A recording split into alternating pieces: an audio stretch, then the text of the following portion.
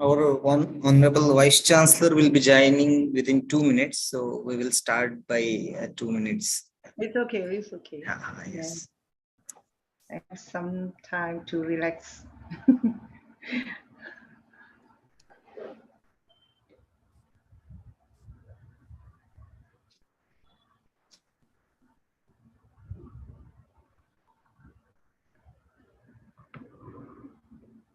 So, how many lectures in this series?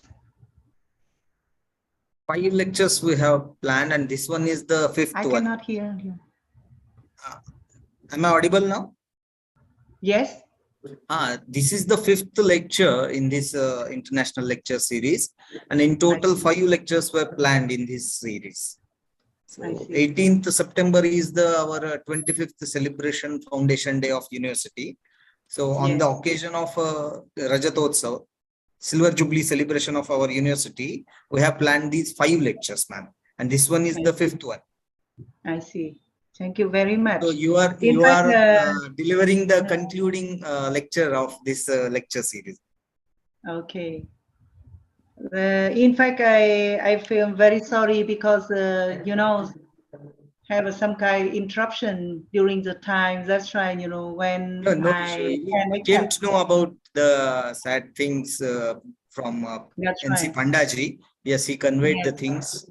Our Vice Chancellor sir is also present here, so we may start with his permission. Dr. Shweta ma'am, you. Yes, sir. Yes, sir.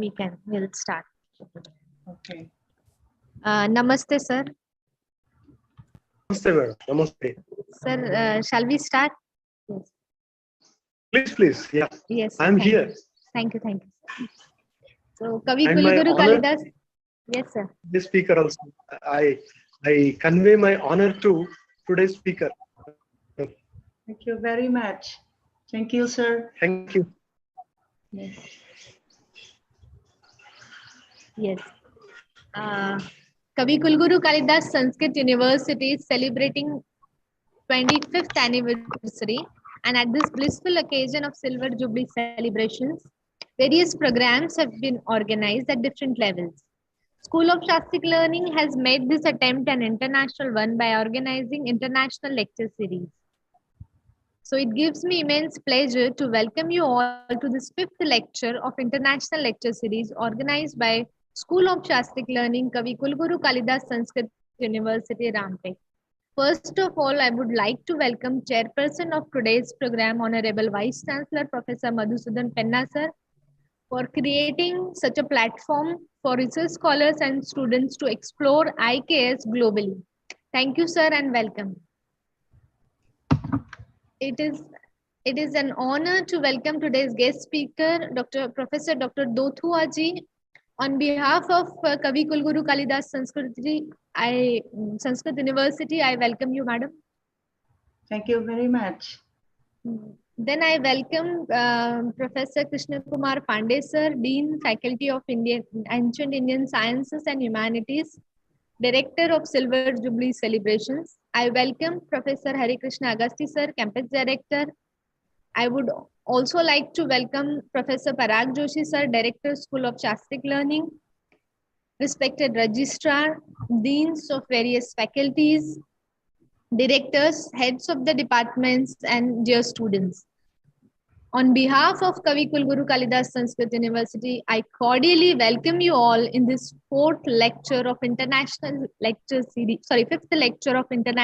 Series organized on the occasion of 25th anniversary of Kavi Kulguru Kalidas Sanskrit University.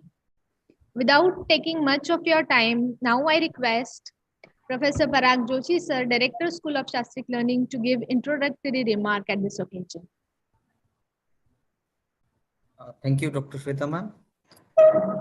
Honorable Vice Chancellor, Professor Madhusudan Penna sir, today's respected speaker and guest, Professor Dothua, another dignitary who is with us, Professor NC Pandaji, coordinator of Silver Jubilee celebrations, Rajatotsav of KKSU, Professor Krishna Kumar Pandeyji, Campus Director Agasti sir, all respected deans, heads, statutory officers, faculty, members of KKSU and my dear research scholars and students. Very warm welcome on behalf of School of Shastric Learning. I will just take 2 minutes to give my introductory remarks, as this will be the concluding lecture, the last lecture of the ILS lecture series. So just I want to brief the 5 lectures which were organized by the School of Shastric Learning on the occasion of Rajatotsava.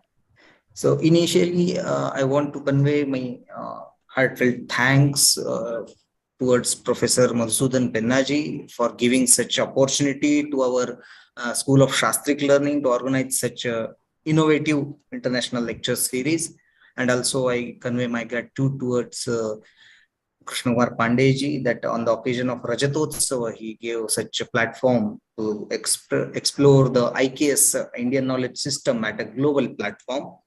Also, I am thankful to the Professor Kalacharya ma'am, Professor N.C. Pandaji, who were consistently supporting us to connect the scholars like Dothuaji, Sombatji, and initially Professor Kalachar ma'am also connected us to the Francis Prasad, who was the colleague of Professor Kalachar ma'am.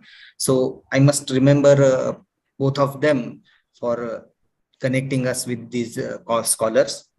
It was started in the month of April, international lecture series, and the main objective of this lecture series was to propagate Indian knowledge system, Indic research, and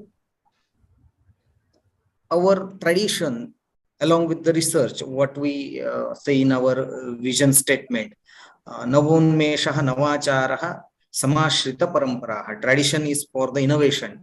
So basically, the idea behind this IKS ILS lecture series was to propagate the IKS at a global platform. And for that, we have requested various scholars, reputed stalwarts of the Indology, Indic studies, and Sanskrit studies throughout all over the world, and we have received a well response from all of them. And the first lecture was organized in the month of April, and which was delivered by the Francis Prasad from Russia, who spoke on the self-realization techniques of Indology. And then in the month of July, another speaker from Kazakhstan, Dr. Laura Yerekeshova, who spoke on the rasa and symbolism, the theory of rasa and the symbolism. That was her topic. And another lecture was of Mitra Desaiji from Australia. She talked about the decolonizing the Indian knowledge system and its relevance in the month of August. And recently, in last week, end week of the August month, we had another lecture, beautiful lecture of Dr. Sombatji from Thailand, who spoke about the Sanskrit studies in Thailand, its present status and future, and all other things which were involved in his lectures. And this is the 5th lecture and concluding lecture of the international lecture series, which will be delivered by the Professor Dothuaji, who is present on our request. So she's the Dr. Shweta will brief her introduction, and she is going to speak about the concept of beauty, an Indian perspective, the interesting topic we are going to listen from you, ma'am. So first of all, I thanks all the speakers on behalf of School of Shastric Learning that they have accepted our request and delivered beautiful lectures. And the motive which was behind this ILS series was to propagate the IKS at a global platform. So I think it is achieved by these 5 lectures, and we will be conducting similarly so many new and innovative things with the motivation of Honorable Vice Chancellor. Sir, you are mute. Sir, you are mute. Okay. So it's my prime duty to express my heartfelt gratitude towards our Honorable VC Penna sir, who believed us and gave such opportunity to work us with international reputed scholars and created this opportunity. And at last but not least, I must thank all our young champs of Shastra Vidya Gurukulam School of Shastric Learning's faculty members, who were actually the organizers of this ILS lecture series. they are all behind the what we call Nepathyasya Prishthe Sthitva Taihi Karyam Kritam. And specifically Dr. Shweta ma'am, who was the coordinator of ILS series, and Srinivas sir, who was supporting her, and all other faculty members who were completely involved in this lecture series. So nevertheless, thanks to all the faculty members of our Shastra Vidya Gurukulam, and most welcome, Professor Dothuaji. We are eagerly waiting to listen you on the interesting topic. So I conclude my introductory remarks here, and thanks to everyone. Dhanyawada. Thank you so much, sir. I would like to now introduce today's speaker, Professor Dr. Dothua. Professor Dr. Dothua has obtained her MA and postdoctorate from Center of Historical Studies, JNU, New Delhi, under ICSSR Fellowship. PhD of Philosophy in Vietnam National University, a renowned scholar of Indology. She has extensively worked on India and honored by Asia Fellows Award by Asian Scholarship Foundation under Ford Foundation Fellowship and Anand Kumaraswamy Fellowship. Sahitya Academy 2010. She has been a visiting professor in Princeton University, Mount Sinai University, America, Calcutta University, India, Chulalongkorn University, Thailand, Koika, Korea, then Cambodia, and the Institute of Short-Term Education, Sebastopol, Qom, Iran. She has published a number of research papers and editor and author of 18 books. Presently, she is serving as a faculty of Oriental Studies, Vietnam National University, Hanoi, Vietnam, as a head Department of Indian Studies. We welcome you, madam. And without any further ado, I would like to request madam to talk about a very intriguing and interesting topic, the concept of beauty and Indian perspective.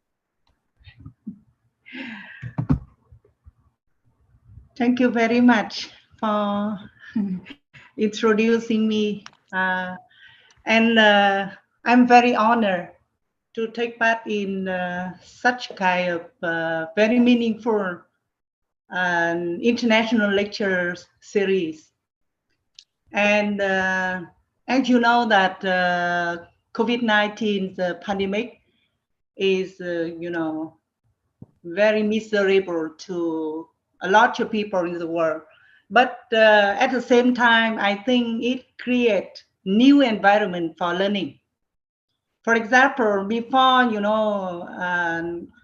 we just teach in class, and right now online is something very common.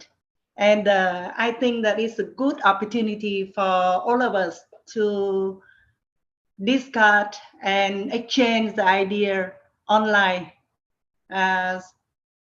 Another thing I would like to talk that why I choose that topic, because sometimes, life dim, but we need to brighten up. And that's right, I think that beauty is something everyone is attracted in, and also, lighten up our life. That's right, I choose this topic. And right now, I'm honored to talk to such learned people, and a little nervous, but I try my best. So I will show my PowerPoint.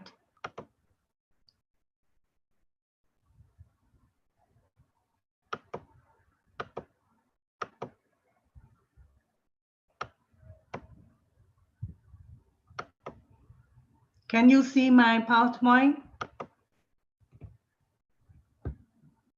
Yes? Can you see that? Hello? Hello? Can you see Yes, that? it is visible, ma'am. Oh, Okay. Yes, it is. okay, ma'am. Busy, Yes. ma'am. In fact, I think that I drew a little in my title of the topic, the concept of beauty, an Indian perspective in comparison with the Western one.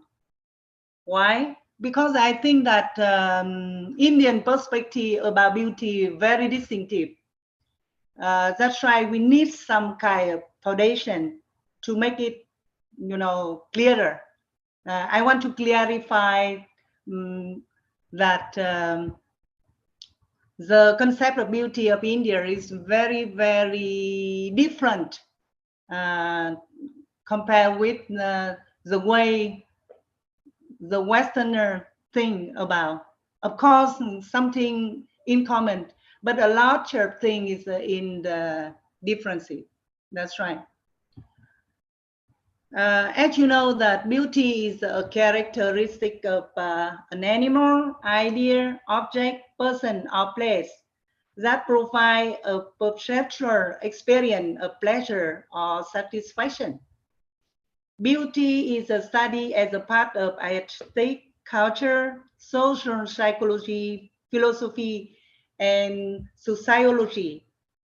An ideal beauty is an entity which is admired or possessive features widely attributed to beauty in a particular culture for perfection. Ugliness is considered is the opposite to beauty. First, I would like to talk about the concept of beauty in the Western perspective. I think one of the most vast problem in Western aesthetic is whether beauty is subjective. For example, like whether it exists in the beholder mind or objective, as it is the property of the so-called beautiful object itself. Perhaps it is a meaningless dispute, since not all objects evoke the idea of beauty, and not all people enjoy the beautiful. It's funny, but it is a reality. Some objects command themselves as beautiful to some refined sensibility. The experience of beauty often involves an interpretator of some entity as being in balance and harmony with nature, which may lead to feelings of attraction or emotional well-being. First, because this can be a subjective experience, it is often said that beauty is in the eye of the beholder. Plato, for example, considered beauty to be the idea of form above all other ideas. Aristotle saw a relationship between the beautiful to current in Greeks, and Victor, arguing that Victor aims at the beautiful. During the Gothic era, the classical aesthetical canon of beauty was rejected as a shameful. But later, Renaissance and humanist thinkers rejected this view and consider beauty to be the product of rational order and harmonious proportion. Renaissance artists and architects such as Georges Vasari in his Life of Artists criticized the Gothic period as irrational and barbarian. This point of view of Gothic art lasted until Romanticism in the 19th century. And you can see here in the age of reason saw a rise of an interest in beauty as a philosophical subject. Scottish philosopher Francis Hutcheson argued that Beauty is unity in variety and variety in unity. The Romantic poet too became highly concerned with the nature of the beauty, with John Keats. First, I think that everyone remember, he argued that, in Art and a Christian earned that beauty is truth, truth beauty, that is all. You know on earth and all you need to know. In the Romantic period, Edmund Burke postulated a difference between beauty in its classical meaning and the supplied. The concept of the supply as explicated by Burke and Immanuel Kant suggested viewing Gothic art and architecture through those not in accordance with the classical standard of beauty as a supplied. The 20th century and after, we can see, an increasing rejection of beauty by artists and philosophers alike, culminating in postmodernism, anti-aesthetics. This is despite beauty being a central concern of one of the postmodernism main influences. Friedrich Nietzsche, who accused that the will to power was the will to beauty. Very interesting point. In the aftermath of postmodernism rejection of beauty, thinkers have returned to beauty as an important value. We can see here, for example, American analytics philosopher Guy Cicero proposed his new theory of beauty as an effort to reaffirm the status of beauty as an important philosophical concept. Or Alan Scarry also argued that beauty is related to justice. So here we can see beauty is also studied by psychologists and neuroscientists in the field of experimental aesthetic and neuroaesthetic respectively. Psychological theories see beauty as a form of pleasure. Like you can see here the picture, Gustav Theodor Fechner. He is very famous for this point.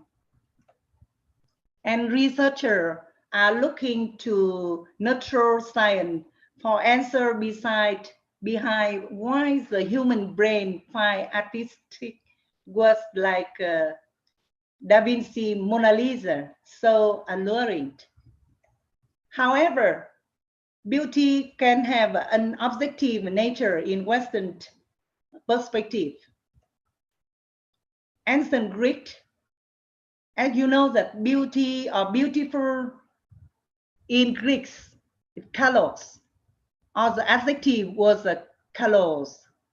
Kalos may also have translated as good or of high quality. You can see here that have a meaning inside the beauty, not the appearance, and thus have a broader meaning than mere physical or material beauty. Kalos was used differently from the English word beauty in that it first and foremost applied to human and bear an erotic connotation. The quaint Greek word for beautiful was horos, an adjective etymologically coming from the word horror, meaning hour. It means that beauty have a term. It's not permanent. It have, the limitation of time. In ancient Greece, beauty was thus associated with being of one's hours. For example, they analyze that a ripe fruit of its time was considered beautiful, whether a young woman trying to appear older or an older woman trying to appear younger would not be considered beautiful. It means that every time has its beauty, its our beauty. No need to pretend, no need to try to make it, older or younger. In antique Greece, Horatius had many meanings, including youthful and ripe old age. For example, you can see here, Greek people also they have a standard for a beautiful girl. For example, her eyes in the Bronze Age, drawing reveal women with fierce and corn-rimmed eyes. And the cheek, recent tattoo or painted. Paint skill, I think right now very similar to, many Asian women want to. They use those 6 white lead to apply on the skin to whiten the complexion, and the hair is look very different. Save here and style in snake rolls. And I want to emphasize here something. I think that the most important thing about the Western perspective about beauty. You know that in the earliest Western theory of beauty can be found in the works of early Greek philosophers from the pre-Socratic period, such as Pythagoras. And you know that the Pythagorean school saw a strong connection between mathematics and beauty. I would like to emphasize here. They noted that objects proportioned according to the golden ratio seem more attractive. Ancient Greek architecture is based on this view of symmetry and proportion. You can see here, they used the symmetry and the golden ratio to analyze one, figure, yes, of a girl. And classical philosophy and sculpture of men and women produced, according to Greek philosopher Thomas, of ideal human beauty was rediscovered in Renaissance Europe, leading to a readoption of what became known as the classical ideal. And here, another thing connected to mathematics is the Fibonacci sequence. Is an infinity sequence of natural numbers starting with 2 elements, 0 and 1, and 1 and 1. The elements are then set up according to the rule that each element is always equal to the sum of the 2 preceding it. Although the law seems so simple, it appears in most complex things around us and even the universe itself. This makes it a famous sequence of numbers and to see present of the creator right next to man. I have to admit that before, I don't believe much in religion, even I'm a Buddhist. But when I know about this, I feel, I'm very small, I'm very little compared with the universe around me. And also, I think that Creator is so great, and what he makes to us so beautiful and meaningful. And we have to know the law of the nature to follow. And here you can see the Fibonacci number in nature. Here's some plant. You can see the Fibonacci sequence appear everywhere in nature. The leaves of a tree branch grow at interval corresponding to Fibonacci sequence. Here you see here that, for example, 1 and 2 is a total 3, and 2 is the next to 3.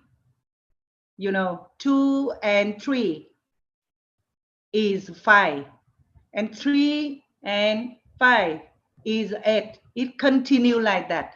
Nearly everything around us appear with this kind of number.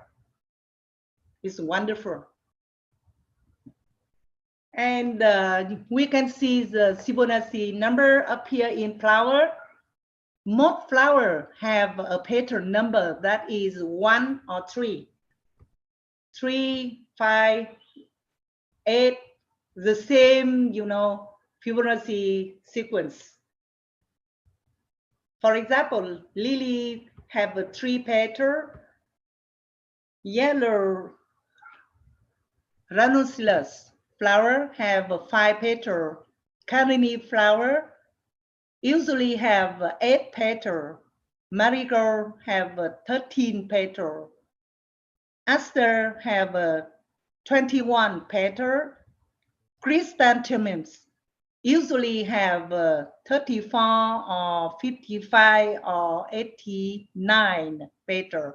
All the number of petal including in Fibonacci sequence.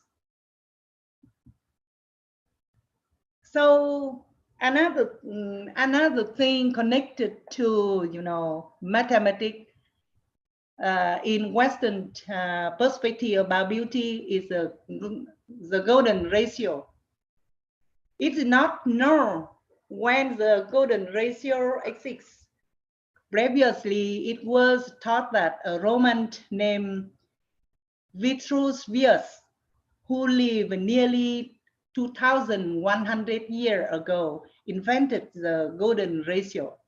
Recently, archaeologists found writing about the golden ratio in the pyramids in Egypt. That proved that the golden ratio appeared very early, thousands of years ago. Euclid, as you know, the mathematics and of own time, mentions the golden ratio in his immortal work, Fundamentals. And Luca Pacioli identifies the golden ratio as a deviant ratio in his work, Proportion Divina. And we can see here, the universe around us with galaxy also follows the golden ratio. The matter of arts, the two quantities are said to have a golden ratio if the ratio of the sum of those quantity to the larger quantity is equal to the ratio of the larger quantity to the smaller one. The golden ratio is often denoted by the character phi in the Greek alphabet in memory of Phidias, the carter who built the Pantheon temple. And you can see here A plus B divided to A is A divided to B, and all the number of phi is 1.8, 1.618. The people also, for example, they survey that the golden rectangle is used to build Taj Mahal. And the human beauty also the same like that. They divide to two parts. Yes, one combination. Inner beauty, which include psychological factor as a personality, intelligence, grace, politeness, charisma, integrity, congruence, and elegant. But another part is that outer beauty. It is physical attractiveness, which include physical attributes which are valued in an artistic basis. And very interesting, you can see here the standard of the beauty right now in all the passion to choose the beauty is the world have to follow that kind of golden ratio. And they found out that, you see, for example, a woman with a weight hip ratio approximately 0.70 is the best for giving a birth to a baby, and also for the beauty of women. And another thing here, for example, they found out if we use our head, divide to top of the head to our fingertips is phi number.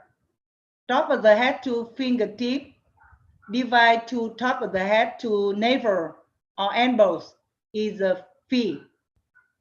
Top of the head to navel or elbow to top of the head to the chest is a phi, etc. And let the length of the navel to the top of the head to be x, and the length from the navel to the foot is y. The length of an arm is called a. If x divided to y is a divided to x plus y is 1.618 is phi. That is the body of super modern we brace right now. So it means that even in human being, in nature, in universe, you know that the number, we can call it the divine golden ratio or Fibonacci sequence is the different number of the nature to the beauty. And when I consider the concept of beauty in the Indian perspective with Western ones, I think that it's very distinctive, very different, and the way we absorb the beauty around us and we analyze, we feel it very different from Western people. In this part, I try to bring into focus the contribution made by Indian thinker toward defining the beautiful and nature of artistic experience generated by the beautiful in comparison with their Western counterpart. It is true that Indian thinkers have seldom entered to over philosophical speculation about nature or function of beauty like their Western counterparts.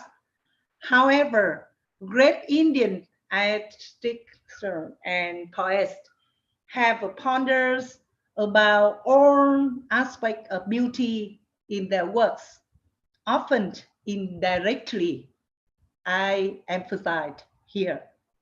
Some of their expositions are remarkable due to the insight they held. Indeed, as teacher did not enter into a theoretical dispute over the ontological status of the beautiful.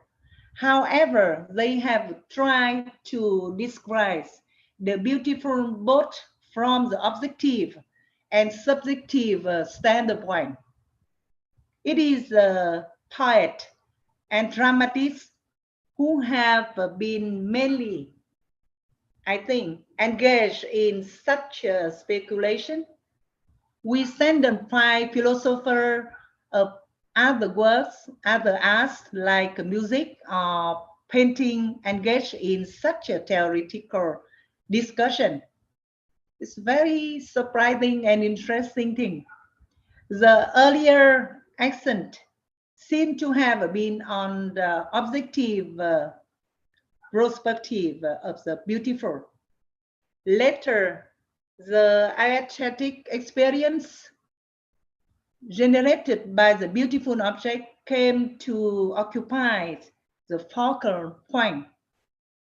For example, the Raja experience came to be identified with the experience of the beautiful in authors like Abhinavagupta. First, let us take the objective approach. Among earlier theorists, Vamana equates beauty with Alankara. According to him, Saundarya or beautiful or beauty in so far as the poetry is concerned is Alankara. Here he identifies what has been often regarded as a means of embellishment with beauty itself. As the author like Bhamaha or Kuntakas also seems to hold the view that some sort of figurativeness is a sort of charm in creative literature.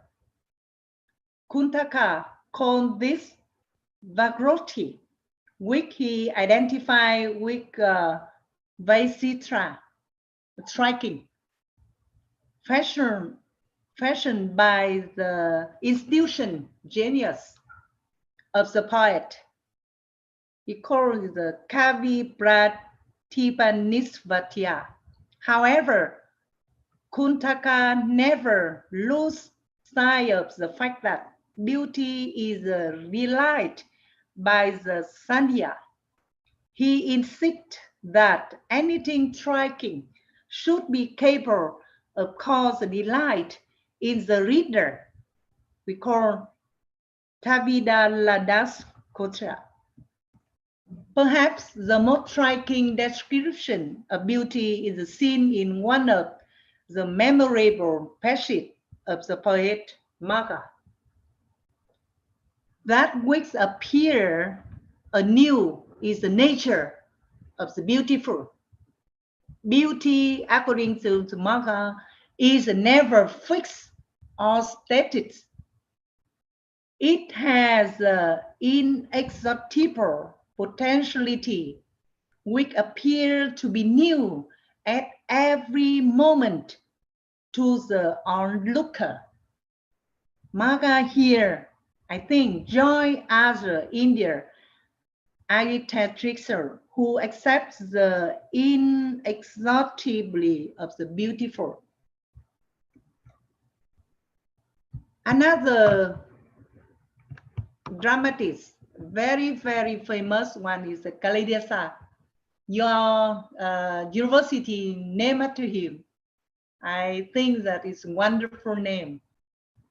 Kalidasa seemed to have equated beauty with perfection, those he has not given us any formal definition of beauty in any of his works. In many description of his heroines, he speaks of the creator as assembling all objects of comparison and putting them in proper places. As expected, Kalidasa is extremely fastidious in his text. Very, very fastidious, I think. His dear Anta is not happy at all with the picture he has drawn of Sakuntala. Duyanta feels that he has only captured glimpses of the beauty of his beloved. He wants to make the picture perfect by drawing in the background the river Malini with couple of shrubs disappearing in the whiteness of the sand, the feet of Himalaya occupied by relaxing deer, and Krishna deer scratching the itching eyes of his beloved with his horns under the shade of the tree with hanging beech bark. So it means that, you know, that he thinks that his picture is cannot compare with the beauty of his beloved Sakuntala, and he tried to make something to implement, to embrace the beauty and to increase the beauty, you know, in front of him. To Kalidasa, no account of beauty is complete without a reference to the connoisseur, whose enjoyment signals its the consummation and fulfillment. Kalidasa Masin, Briasus, Soba Gis Fatlat, his Karuta. It means that the very purpose of the beauty is to create desirability in the dear one. I think that you can compare with you know, the perspective, the Western perspective I talked before. Some of his philosophy of beauty and even life.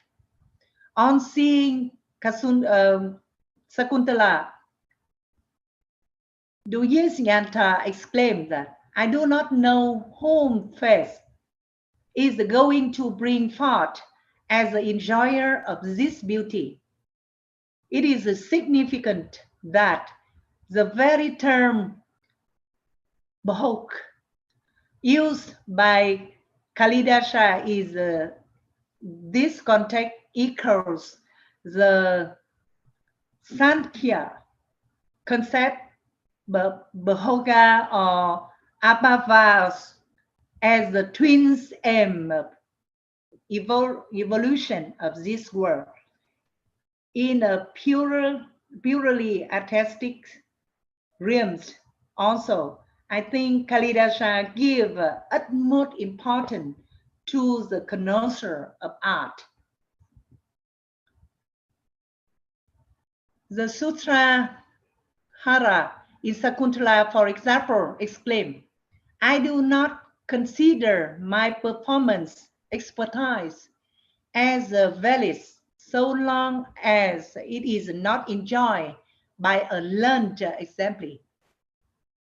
Such a pronouncement by integrated poet foreshadows the important attached to the notion of Shadya in later aesthetics thought, I think.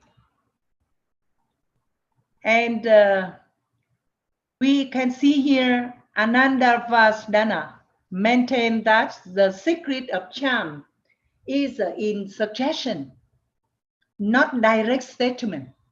It's very different from Western point.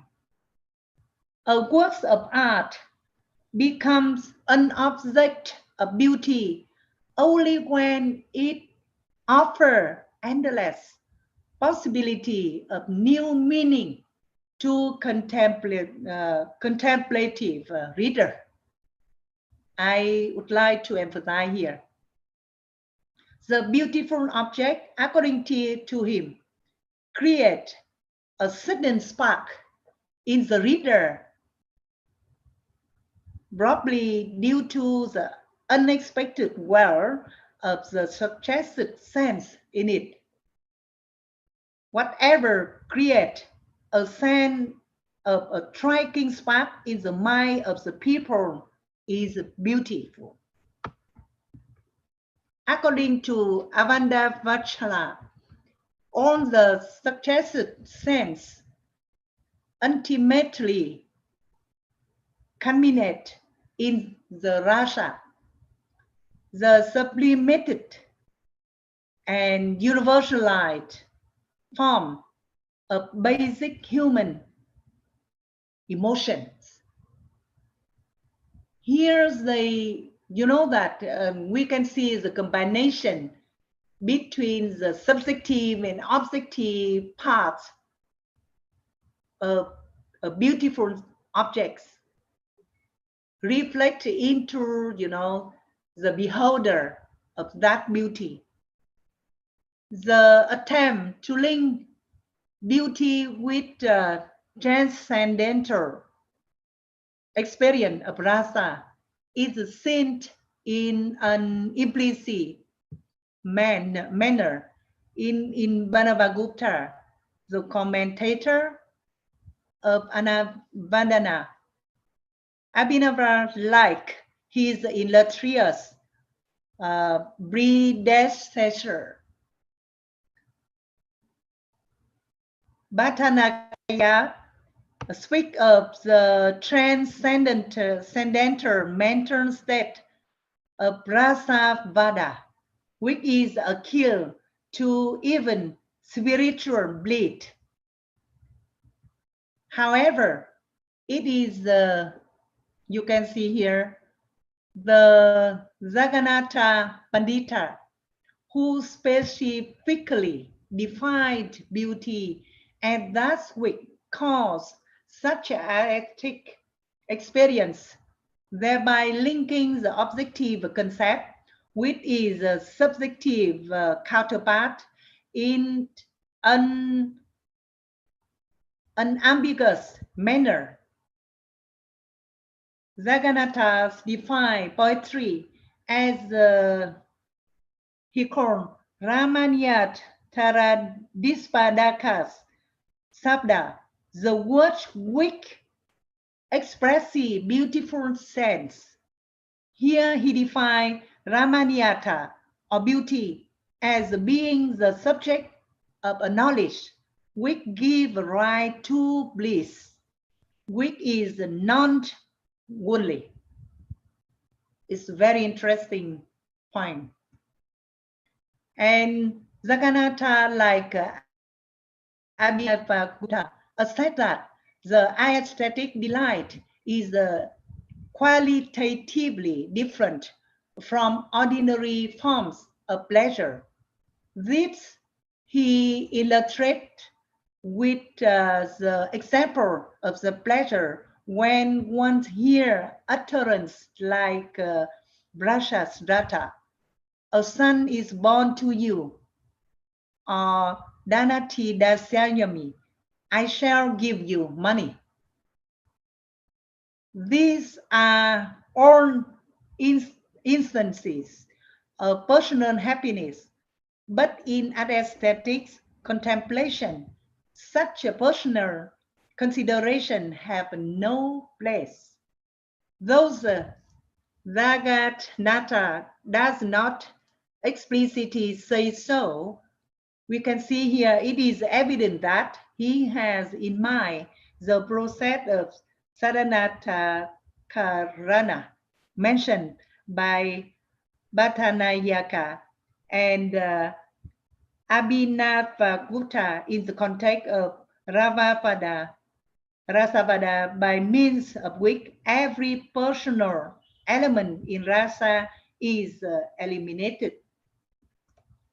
The words Karnataka and Kara used by Jagannatha to explain aesthetic delight has been explained by Abhinavagupta in detail in the Abhinavahasrati. To quote him, this form of consciousness without obstacles is called Kanatkara. Its physical effect, which is to say, I emphasize, trampling, resolveful motion of limbs, are also Kanatkara. For example, you can see here that the people, they feel the beauty, they observe the beauty, they try to embrace, in the physical motion. At the same time, they feel it in, the beauty in their spiritual, the inner feeling. Thus, it can be seen that Jagannatha, when defining beauty, was actually used terminology of rasa to describe its features. However, none of the poets of Sanskrit ever contended that beauty is a 100% subjective phenomenon defying all analysis. Avadasvadana even takes great pains to refuse the argument that Davani, the element of charm, is undefinable. Poets like Ananda or Kuntaka maintain that the sort of charm in poetry can be located in the body of the poems itself. On the linguistic analysis, thus they speak of category like Vanadani, Davani, and Vanavint Vakati. Conclusion, I think that it can be seen that in the history of aesthetics thought in ancient India, as pointed out earlier, it is not easy to pinpoint the objective element of the beautiful without any reference to the subjective aspect of it. It means that it always combines together. White Western aesthetical equate beauty with symmetry, and similar mathematical properties. You can see that when I talk about the part one, in part one of this talk, Indian thinker did not try to locate it in such clearly defined objective factor. Indian thinker concept of beauty had always some reference to the experience generated by the beautiful.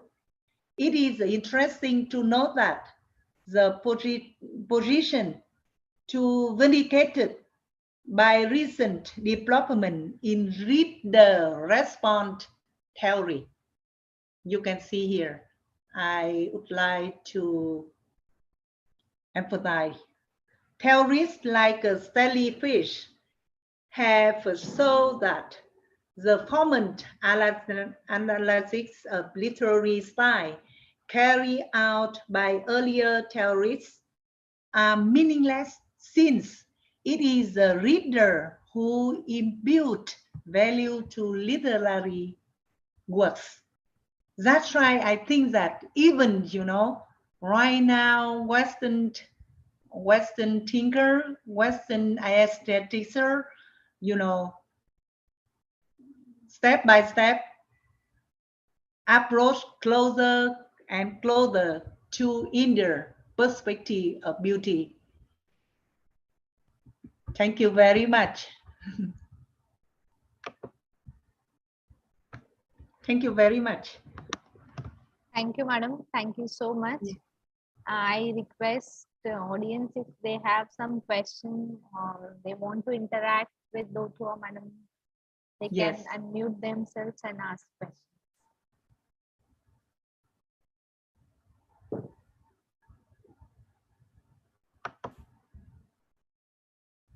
Or they can type their question in chat box. I can read it for them.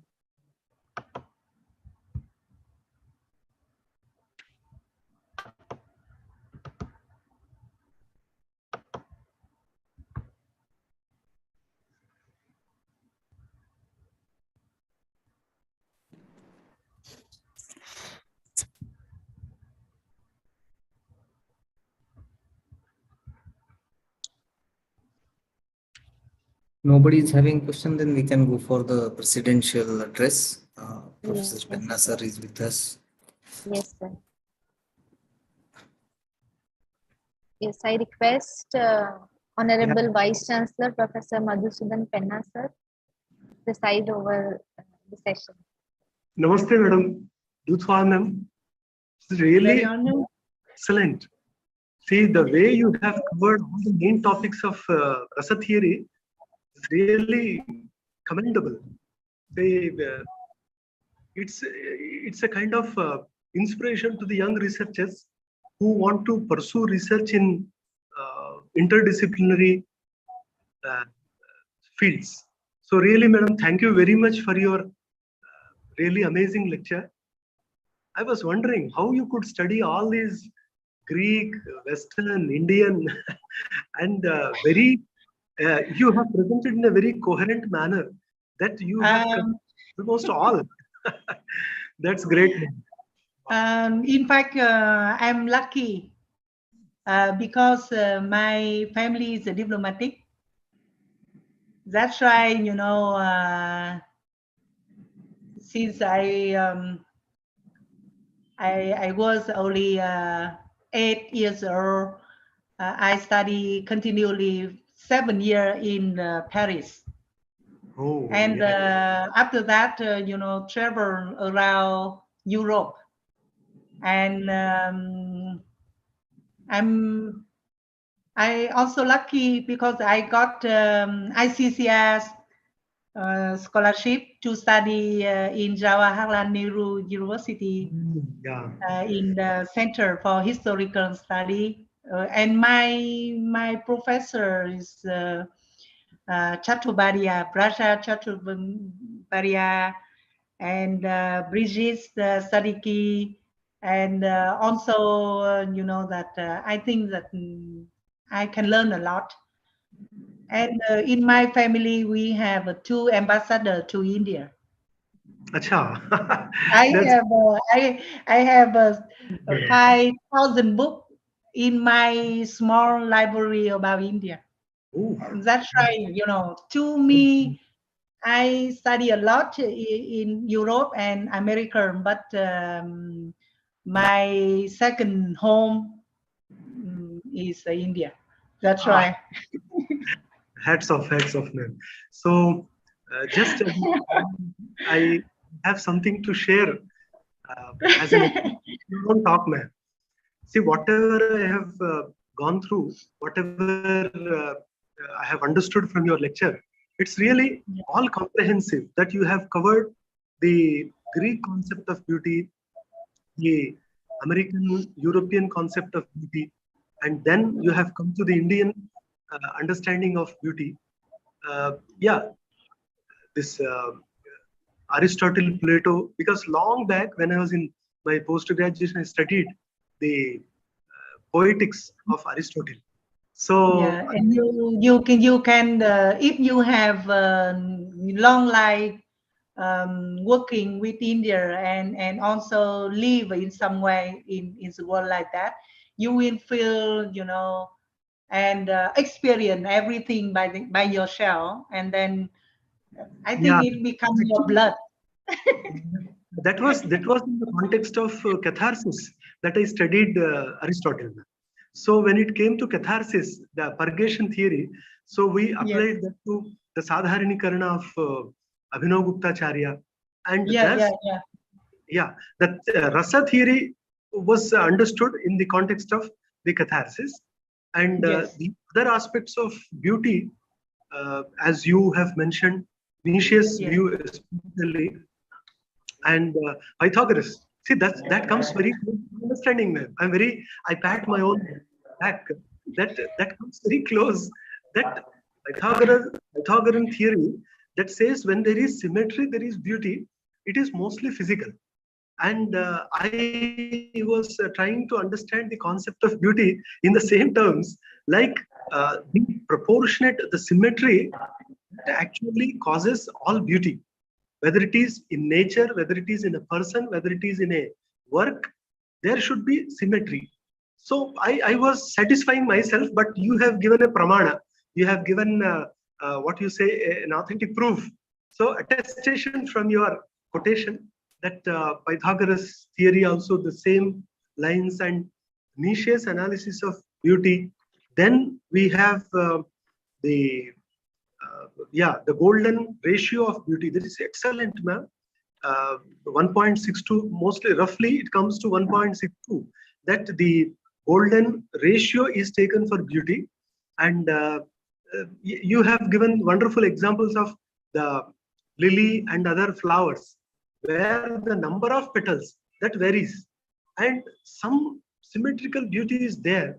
Maybe in the creation of the God, God must be a good mathematician. In my view, God is the best mathematician who has really designed wonderfully the world with all the symmetry. But some people find only the ugliness, unfortunately. But the world is so beautiful also. So that beauty is there in your lecture also. Wonderful. Then you have come to the Indian understanding of beauty. But I find that the Western quotations, all these mostly deal with the objective beauty, while the Indian, whatever quotations we have discussed, all these focus more on the subjective beauty like rasa, chamatkara, ramaniyata. So this slight difference I can observe between the two, that Bhamaha, Kuntaka, you have taken Anandavardhana, Abhinav Guptacharya, you have taken even this Rasagangadhar, Jagannatha. So really, I was wondering that you have covered all these, including our favorite Kalidasa. So you have quoted from Magakavi, Ramani, Kshane Kshane yan Navatam Upaiti Tadeva Rupam Ramaniyataya. You have quoted very aptly that Ramaniyata is ultimately whatever is appealing, refreshingly appealing. That is Ramaniyata. And that is the beauty, that the more you see, you perceive that you are never bored. So that is the concept of beauty. Wonderful. We very often study these, repeat these, but you have given us the perspective that we can look at the same thing differently. That is the beauty of the lecture, today's lecture. Beauty of the lecture on beauty. Yeah, that's really great. And Thank you. yeah, and Kalidasa, In fact, I prepare something like in fact, in India perspective, beauty always go together with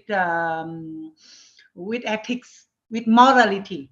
yeah, Yes, exactly. yes. Exactly. So, in fact, for example, I prepared something about what Hinduism talk about that, what Buddhism talk about that. But the time is very short. That's why I cannot cover all of the things. Don't But worry, man. Yeah, yes, don't maybe worry. next time we can compare between the way Chinese people and Indian people think about Yeah, yeah. beauty. Very similar, very similar. I love it. Yes, wonderful. Comparative. So Yes. in Sanskrit we have like Harshavardhan, who wrote Ratnavali, Swapnavasutta, all these. But Yes. his hero is not morally strong. Yes. So he falls a prey to the beauty that whatever he finds beautiful, he falls Yes. after. Unlike the other heroes, like the hero of Banabhatta, he is very firm. Yeah. Though he finds beauty anywhere, he is Yes. not very passionate or mad after it. So that is the Yes. difference between the heroes here. Kalidasas is not that strong morally. So Yes.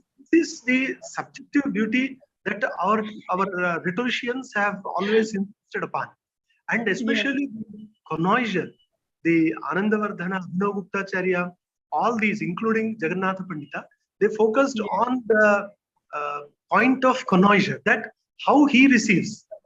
But Yes. Stanley says, as you remarked, this Stanley sir says that it actually you leave that to the reader. The reader Yes. will. Right. Because the same words, but different reader, different meanings. Yeah, And exactly. they can, they can have in their own, how to say, explanation, and also they have some kind of, I think that the decode to belong to readers a Exactly. lot. Correct. A lot. Oh. Yes. Yeah. So this is exactly what Jagannatha says. Ramaniyatacha lokottara allhada janaka jnana gocharata.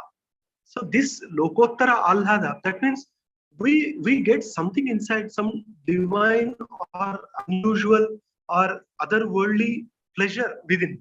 So that's why the neuro scientists say that it is concerned more with the brain, the dopamine release. So the same concept, beauty, it has the linguistic context, linguistic relevance, the neuroscience relevance, the literature relevance, and even scientific relevance. So all the aspects of the concept of beauty are beautifully revealed by you, ma'am. So on behalf of our university, our staff, and our students, I really thank you. I admire your lecture. That yours is marvelous lecture, ma'am. That is the difference. That how international scholars open our eyes to new dimensions of the same topic. So you are an international scholar, and Professor N.C. Panda sir, he has kindly suggested your name, and because of him, we have got this opportunity. Thank you so much. Thank you very much. Thank you very much. Definitely meet once again. I am honored. Anytime if we have opportunity, we can exchange. And then anytime if you invite me, I will share. I think like that. Where are you now, ma'am, at present? In which country? Me? Right now, I live in Vietnam, but I travel to teach. Because but in most cases in Vietnam. Yeah, in coming months, in Ramtech we will be organizing one international seminar on Kalidasa. So recently planned. Yeah, our local member of Legislative Assembly has supported that. So we are going for. So we will definitely invite, ma'am. Please spare some time for us and be with us. Accept our hospitality and enlighten us. Yeah. So but I a little shy. My Sanskrit is very broken. No, I'm not very confident about that. I can read, I can write, but not very good at speak. That's right, I don't know why. I know many languages, but I don't know why. Sanskrit for me is very difficult. I can write, I can read. Before my professor, blame me a lot. But your presentation is perfect, man. No, we liked and idea. So we will definitely please spare time. Thank you very much. Thank you. Namaste. Yes. Thank you, sir. Thank you so much. And I would like to thank first of all Honorable Vice Chancellor Professor Madhusudan Penna sir for creating this opportunity for School of Shastic Learning and giving us this opportunity to organize this international lecture series. So I'm thankful to you, sir. Now I would like to thank today's guest speaker, Professor Dr. Dothua Madam, who has beautifully presented the concept of beauty in front of us. Thank you so much, Madam, for being here and being so connected with us. Thank you, Madam, for your special lecture. Yeah, thank you very Yes, much. thank you. And I wish your university fruitful and blooming with, achievement of your professor and student. Thank you, think Madam, that, for your blessings. Thank you. right now. Thank you so Thank you much. very much. Then I would like to thank Professor Krishna Kumar Pandey sir, Dean Faculty of French and Indian Sciences and Humanities and Director of this Silver Jubilee celebrations. So I'm thankful to you, sir. Then I would like to thank Professor Hare Krishna Agassi sir, Campus Director, for being here with us in all the sessions. Then I'm thankful to Director of School of Shastic Learning, Professor Parag Joshi sir, who have believed in all of us and gave us this opportunity to organize such sessions. And I'm thankful to Registrar Dr. Ramachandra Joshi sir, deans of the various faculties, directors, heads of the departments, and special thanks to NC Panda sir, who has connected us with you and many such scholars for their presentation. So I would like to thank all the members of School of Shastic Learning, especially Amit Bhargav sir and Srinivas sir, for being there throughout the session and giving technical supports, and other members also. So I'm thankful to everyone. Thank you so much. Thank you very much. Yeah. Conclude this session by Shanti Mantra. Shanti mantra. Yes, sir. Om I hope Sarve that, Bhavantu Sukhinah Sarve Santu Niramayah Sarve Bhadrani Pashyantu Ma Kaschid Dukha Bhag Bhavet. Om Shanti Shanti Shanti.